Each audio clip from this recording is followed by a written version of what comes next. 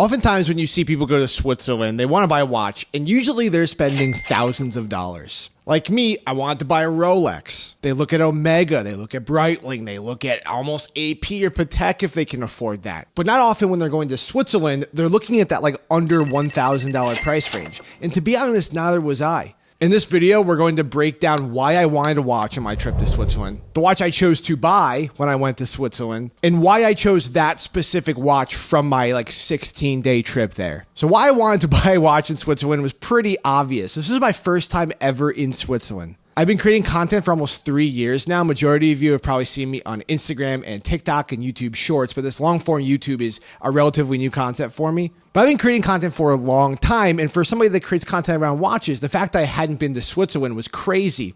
It was so crazy, in fact, that I'd be at events talking to different brands, and they'd be like, oh, how many times have you been to Switzerland this year? And I'm like, 0. It's expensive to go, and I know watches are expensive, but the flights and the hotels, especially in Switzerland, are ridiculous. So this is my first time. I was going for Watches and Wonders. I was also going on 2 factory tours, as well as just going on a mini vacation by myself in Geneva. But while I was there, I knew I wanted a watch, and right now I don't have a Rolex. I've owned Rolexes in the past, but I figured I might as well try some of the Rolex boutiques while I was there. And I quickly found out from the airport all the way to when I was going to different cities like Lausanne, I went into Rolex boutiques. I was pretty much getting the no, check out the one in New York, which is where I'm from, but I wanted to buy one in Geneva or wherever I was, in Switzerland, obviously. So as time went on and Watches and Wonders started, there were so many brands coming out with watches.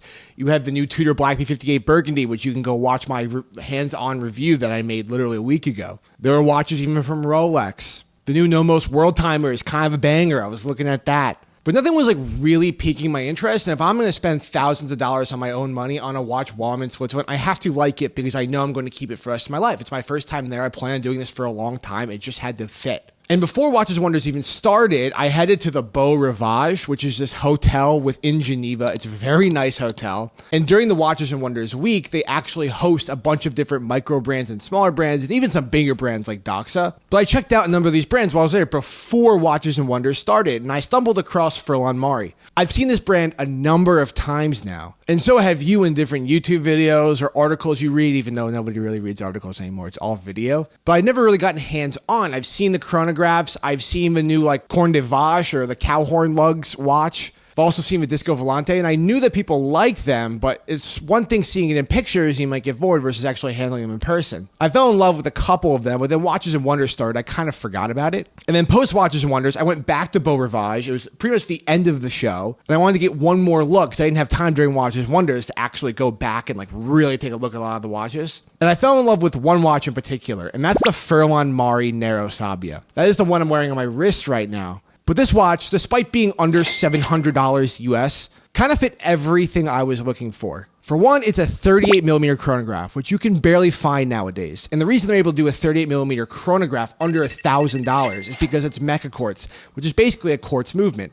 And a lot of people hate quartz movements. I used to be one of them, but now I'm actually a massive fan for a couple of reasons. One, the mecha quartz movement and quartz in general has actually had a massive impact on the horological industry. In particular, with the mecha quartz movement, it's part quartz and part mechanical. And the reason why I like that is I have so many watches in my collection now, and I wear so many that if I don't wear a watch for a week, I want to be able to pick it up and it's telling the right time. I don't want to have to worry about setting it. It's kind of a pain because I'm in such a rush all the time. I'm working very hard. So those two things, like this watch in particular. And then the other thing I think that was so important to me was that this had gilt. And I'll get into that, but basically it's a gilt dial chronograph. It's a vintage-inspired chronograph. The watch also has 50 meters of water resistance. Not that I'm planning on swimming at all, but I can at least get this wet if it accidentally happens. It's 11.5 millimeters thick, which actually sounds pretty thick for a mecha quartz watch, but it actually feels really thin, particularly because of the way the lugs are set, as well as the fact that it's only a 38mm case. The crown's got this old Patek vintage vibe to it with no stamp,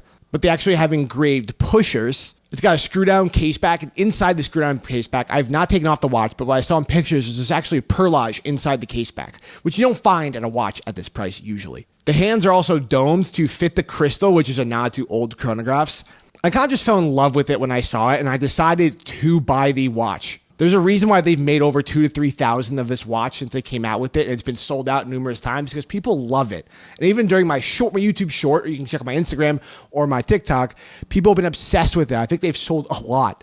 That's because it's such a good watch and people were talking about it, but people weren't like, for me, buying it with my own money is just a different level of love. So one of the reasons I chose this watch, outside the fact that I was in Switzerland, outside the fact that I love gilt and the size and the cords just kind of fit what I was looking for, or not what I was looking for, but what I think fit me, is the day before I went and purchased this watch, I was at the Patek Philippe Museum. If you don't know that, in Geneva, it is astounding. It's so cool.